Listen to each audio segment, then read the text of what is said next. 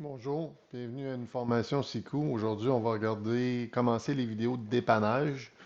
Nouvelle série qui commence avec la 201. On va regarder ici le KE2 AirTemp. KE2 AirTemp plus Defrost, qui est peut-être le plus simple des contrôleurs. Avant d'aller plus loin, il y a déjà eu une vidéo qui a été faite sur le paramétrage. Donc, si vous avez des questions sur le paramétrage, les différentes variables, etc., il faudra aller voir sur le site SICU la vidéo 101 qui est pour le KE2 RTM. Et tous les vidéos de dépannage, troubleshooting vont être montées de la même façon. Donc, les paramétrages ont été faits dans les sections 01. Dans la section 200, on va aller faire les troubleshooting ou le dépannage. Une des premières choses qu'on peut regarder avec ce type de contrôleur-là, la plupart des contrôleurs, en fait, c'est qu'on va avoir au niveau des alarmes, où on va avoir du moins des LED. Donc, au niveau des LED, ici, il y a différentes couleurs. Ce qu'il y a à se rappeler, c'est que si vous avez, par exemple, la rouge qui clignote, bon, si la rouge clignote, c'est que votre contrôleur est programmé en dégivrage à air, mais custom. Ça veut dire qu'on va avoir des heures fixes, comme on a des heures fixes qu'on appelle un real-time clock en anglais, là, ou une vraie horloge. Donc, la batterie est à remplacer. C'est souvent le cas au niveau de la lumière rouge. S'il y a une lumière jaune, ça veut dire que c'est une alarme qui est non critique. Le système est toujours en fonction. Donc, si on regarde au niveau d'une alarme non critique, par exemple, ça pourrait être une des alarmes qu'il y a ici en bas, qui serait SSA, qui est un Short Sensor Alarm. Ça veut dire que vous avez un court-circuit ou un short. S'il est ouvert, complètement la sonde est ouverte, mais on va dire OSA, Open Sensor Alarm. Il n'y a qu'un sensor de température sur le KE2 AirTemp. HTA qui est un High Temperature Alarm. Donc, vous avez un différentiel à ajuster plus le temps ou un Low Temperature Alarm. Donc, dans ces cas-là, ça serait des alarmes non critiques. Donc, la lumière serait jaune. Comme elle est jaune, ça dit que l'alarme est non critique. Le système est en fonction. Il manque la fonction. Le système est en fonction pareil. Ça veut dire que il y a une programmation intelligente qui est faite qui peut être basée sur le dernier 24 heures selon les contrôleurs, où vous allez avoir un minimum runtime d'une certaine période, puis un minimum off time. Pour le temps que vous réglez votre alarme, qui est non critique encore une fois. Quand l'alarme, le LED est vert, donc s'il est vert ici et il ne clignote pas, ça veut dire que vous êtes vraiment en réfrigération. C'est vraiment le truc ici pour dire quand la lumière verte est allumée, ma solénoïde est alimentée.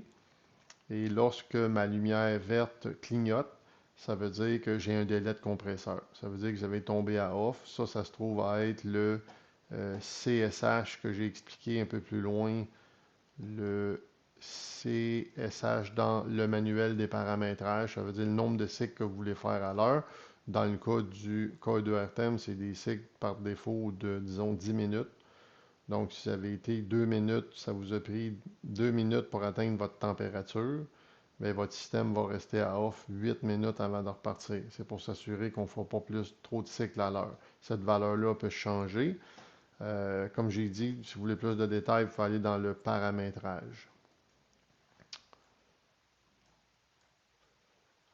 Les questions souvent demandées, les questions souvent posées, alternance de dégivrage, par exemple, ici, je vais avoir une alternance au niveau de l'affichage. Ça veut dire que vous seriez en mode de réfrigération, puis ça va alterner entre le mode de défrost et température.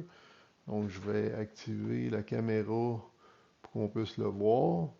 Fait que si vous regardez ici, je me trouve à avoir la lumière verte est allumée, ma température de pièce et j'ai mon capteur de température. Si je tiens dans ma main, ben, la température va augmenter, évidemment. C'est la seule chose qu'on a à gérer.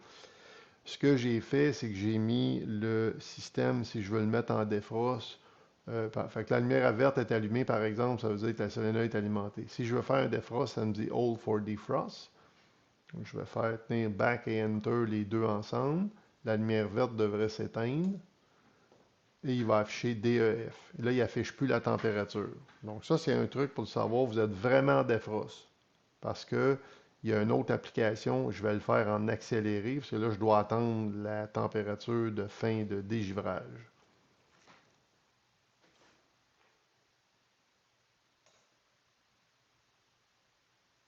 Donc, si on voit ici, le défrost est terminé. Comment je fais pour savoir la lumière verte est allumée? Je suis en mode réfrigération après la fin de défrost. Ça peut arriver aussi au démarrage. On a souvent cette question-là. On dit pourquoi la température ici est affichée et DEF à la fois.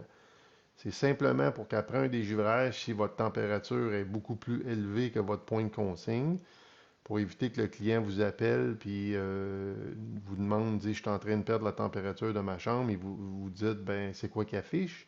Il affiche DEF et 80 degrés Fahrenheit, ça veut dire qu'il a fini son défrost, mais c'est ce qui vous le dit à vous, c'est la petite lumière verte. Si la lumière verte est allumée et elle ne clignote pas, le système est vraiment en mode de réfrigération. Donc, s'il y avait un problème, c'est la température HTA, la haute température alarme qui viendrait être activée.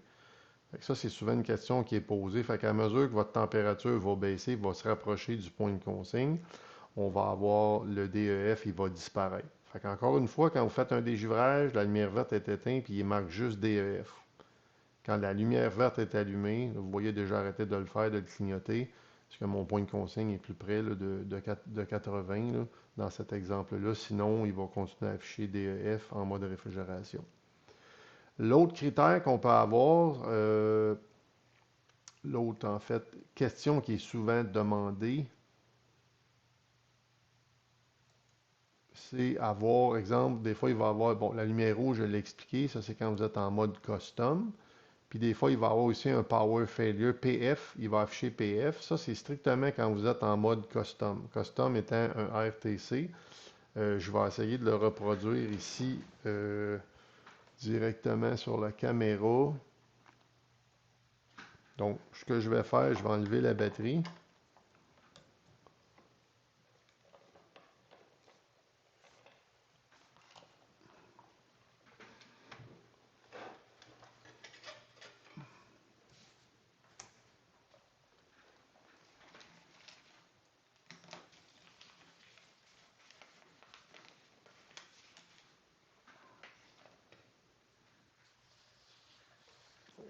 Basculer.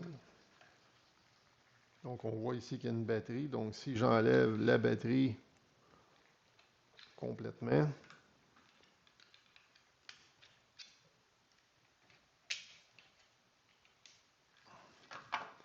et je vais resetter le contrôleur. Là, normalement, il devrait détecter deux choses. Je dois le mettre en custom. Donc, température 7 points. Ça, c'est les paramètres.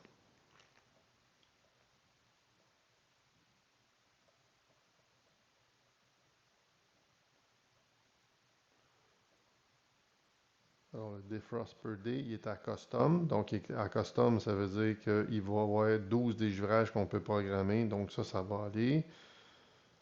Et là, je vais simuler une coupure de courant.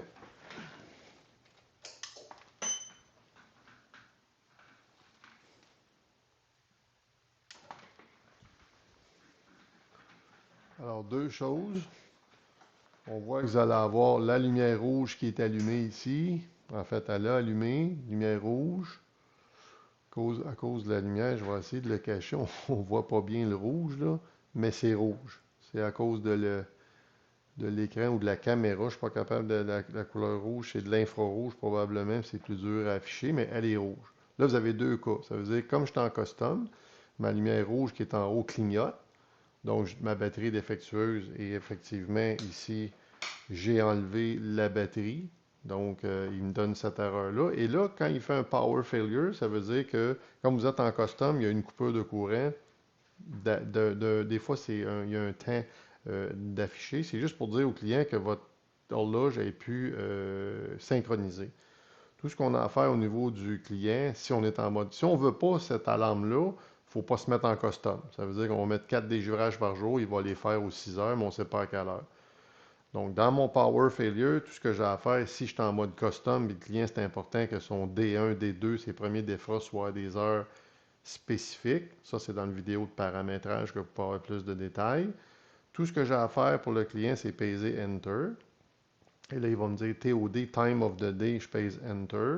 Et là, il me dit, par exemple, il est midi. Bon, dans mon cas, il est 10h25 ou 10h20, mais je pourrais, autrement dit, en clignotant Enter, je vais aller changer les variables. Si je veux mettre, par exemple, 10h, je vais aller faire clignoter le 0.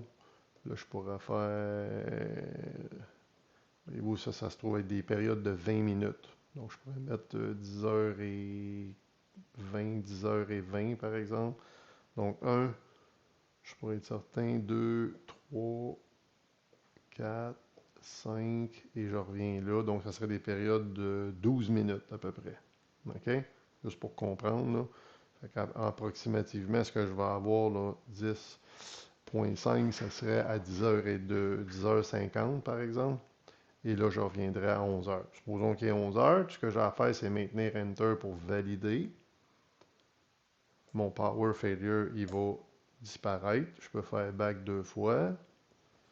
OK. Et là, il m'affiche qu'il vient de tomber en defrost. Pour le moment, j'ai tenu les 2 boutons. Puis, j'ai toujours mon alarme parce que là, il est vraiment en dégivrage. Je vais remettre la batterie.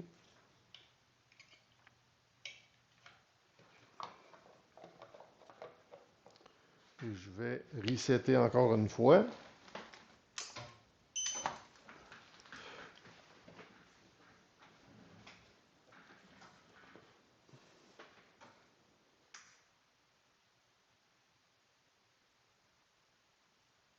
Donc, comme je suis en custom, il me fait encore un power failure. La batterie devrait disparaître. Time of the day, toujours midi. Comme on a dit tout à l'heure, je veux mettre 11 heures par exemple. À 11 heures, je tiens Enter.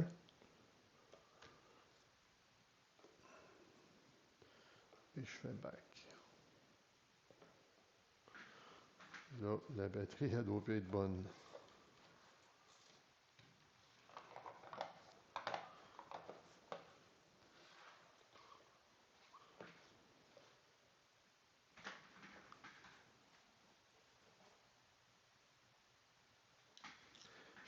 Je vais enlever le custom.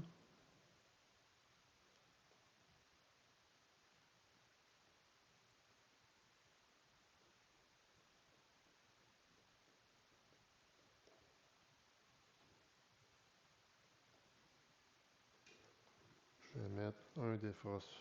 Bon, 12 defrosts par jour, c'est pas grave, juste pour faire un test. La lumière devrait s'effacer. Elle ne s'efface pas. On fait un reset.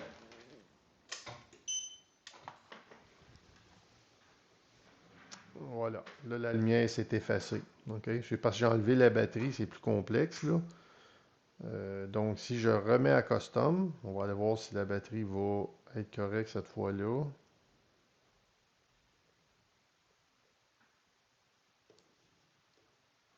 Donc, je vais me remettre à custom. Là, à ce moment-là, j'ai mes defrosts que je peux en avoir plusieurs. Puis là, on voit que la lumière verte, la lumière rouge, elle ne clignote plus à ce moment-là. OK? C'est juste parce que j'ai fait une simulation en enlevant la batterie. Mais en gros, si on revient à notre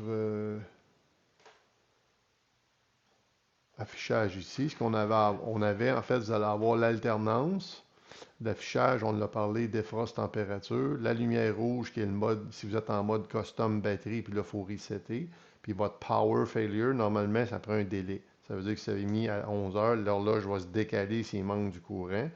Comparativement à une horloge électromécanique, ben, avec la batterie, on va être capable de conserver l'heure dans ce système-là.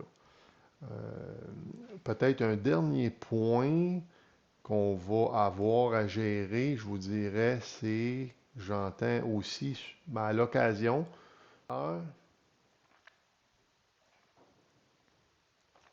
je vais avoir le détendeur et on va avoir la solénoïde. Ça arrive dans un congélateur, ce problématique-là. Je vous dirais, mais dans un congélateur, c'est pas grave parce que si on va plus bas en température, le client n'en fera pas de différence. Donc, on va parler plus de refri, là, hein, température positive en Celsius. Donc, on n'est pas en congélation. Vous allez avoir, que ce soit n'importe quel thermostat va avoir cette application-là que vous contrôlez la solénoïde. Ce qu'il faut faire, disons que vous avez un système d'une tonne, ben, si vous avez votre détendeur une tonne, tout est une tonne. Ici, souvent, la problématique, c'est que la solénoïde est oversize.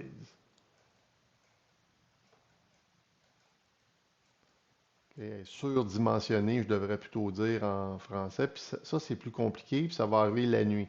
Ça veut dire que la nuit, quand vous n'avez pas de, de, de charge, ben, au niveau de votre bulle thermostatique qui est placée à la sortie de votre évaporateur vers le compresseur, OK, ben, le bulle thermostatique qui est ici, c'est que la nuit, souvent, vous allez avoir une réduction de la charge à l'évaporateur, fait que le détendeur, il va fermer.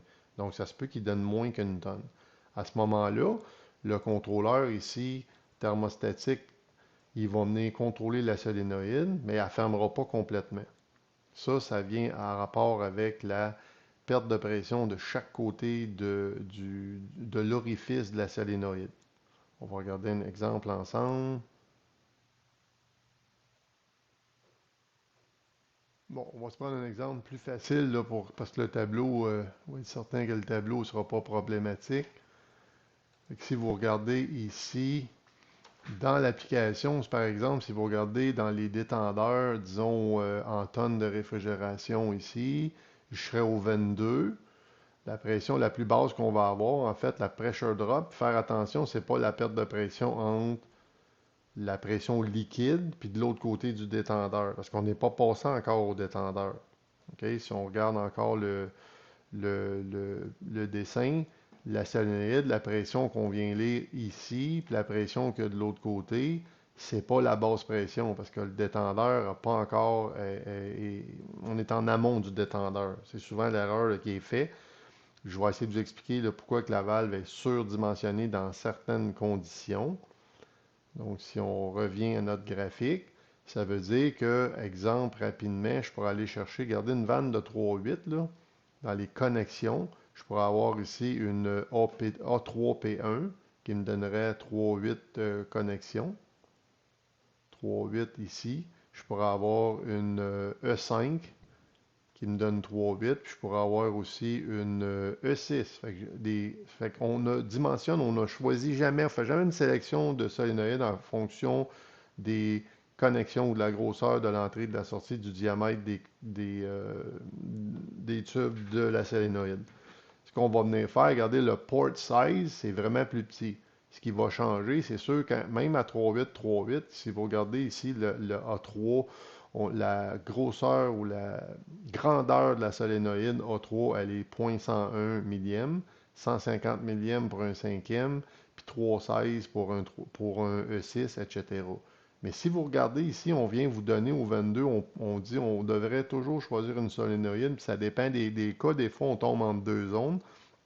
Ça veut dire que si vous laissez passer une tonne et demie à travers la 3, si on fait passer une tonne et demie, OK, ça veut dire qu'on va avoir une perte de pression de 3 livres. Puis ça prend au moins une livre minimum pour être capable de bien fermer la valve. Je n'ai pas le temps de l'expliquer dans ce document-là. Fait que ce que ça fait, c'est que votre plongeur, à part un direct acting, quand c'est un plongeur, le plongeur ne fait juste que fermer l'orifice sur le dessus du piston et c'est la une livre additionnelle. Ben, j'ai dit que j'avais pas le temps. Je vais le prendre. Donc, si on regarde ici, vous allez avoir, par exemple, vous avez votre plongeur sur la solénoïde. On va se simuler un plongeur avec un pointeau. Et là, ce que vous allez avoir, c'est un disque qu'on appelle un piston. Puis dans le disque, il y a un orifice. OK? Grosso modo, là. Donc, quand le plongeur vient fermer ça ici, l'orifice de la valve est plus beau. Donc, si on a au moins un PSI de plus qu'en dessous, ce piston-là va se déplacer. OK? Il va se déplacer puis il va venir complètement fermer l'orifice de la valve, qui est l'orifice, le siège de la valve solénoïde. Fait que ça, c'est ce qu'on appelle un pilote. Ça veut dire que votre plongeur, il ne vient pas directement fermer l'orifice de la valve ou le siège. Il vient juste fermer le piston et ça vous prend au moins un PSI de plus. Et qu'est-ce qui va faire que vous allez avoir un PSI de plus? C'est l'écoulement que vous avez à travers votre orifice. Fait que là, on avait vu que pour une tonne, ça me donnait, ben, une tonne, si on revient ici, ça veut dire que au R22, pour une tonne et demie, vous allez avoir 3 PSI. Fait que là, il n'y aura pas de problème. Mais là, la nuit, ce qui va se passer, c'est que votre capacité va baisser, vous avez moins de charge. Fait que votre système, ça veut dire si vous faites la valve thermostatique en mode réfrigération, elle vous donne 0,9 tonnes. Fait que là, ça veut dire que j'ai juste une livre. Je ne peux pas aller plus bas que ça. Donc, hein, une livre de perte de pression, si il passe 0,9 tonnes équivalent à réfrigération dans l'orifice, donc si on revient à notre exemple, ça veut dire que la nuit, des fois, je n'aurai pas une tonne, je vais avoir 0,9 tonnes. Puis des fois, je peux avoir même moins que ça. Le jour, je vais peut-être avoir une tonne. Mais là, dans mon exemple, peut-être la nuit, j'aurais 0,6. Mais si je suis à 0,6 tonnes, ça veut dire que l'écart de pression ici, là, n'est plus une livre entre l'entrée et la sortie. Donc, la solénoïde, ce qu'elle va faire, elle va flotter. Mon plongeur, il va fermer, mais pas complètement. Mon piston, c'est-à-dire, mon plongeur va venir fermer l'orifice, mais comme je n'ai pas au moins un PSI de plus, le disque, il va descendre, mais il ne fermera pas complètement. On va appeler ça, en anglais, on appelle ça floating disk. Ça, ce que ça fait, ça veut dire que vous avez un petit écoulement de réfrigérant qui continue pareil à passer dans le système de réfrigération. Puis si vous êtes en mode réfrigération, disons à 4 degrés C, ben là, éventuellement, au bout de la nuit, dans le matin, vous allez avoir gelé vos produits. Ça, des fois, les gens vont venir remplacer le thermostat, puis ils disent que c'est le thermostat qui est problématique. C'est rarement le thermostat. Je ne dis pas que c'est pas ça, mais c'est rarement. Ce qu'il faut aller voir, est-ce que la solénoïde a été surdimensionnée? OK? Ça, c'est très important. OK? Parce que souvent, ce qu'on dit, c'est que même si votre contact ici, les gens pensent que le thermostat ne ferme pas la solénoïde, si vous enlevez la connexion électrique, la valve va rester ouverte. Ça n'a rien à voir avec le thermostat. Ça, c'est un classique, ça, dans les coolers, de s'assurer que c'est pas surdimensionné. Ça couvre à peu près ce que je pensais qui serait valable pour le service ou le dépannage dans le cas des KE2 RTEM. Il va y avoir d'autres vidéos sur les autres contrôleurs KE2 pour le dépannage également. Donc, à une prochaine.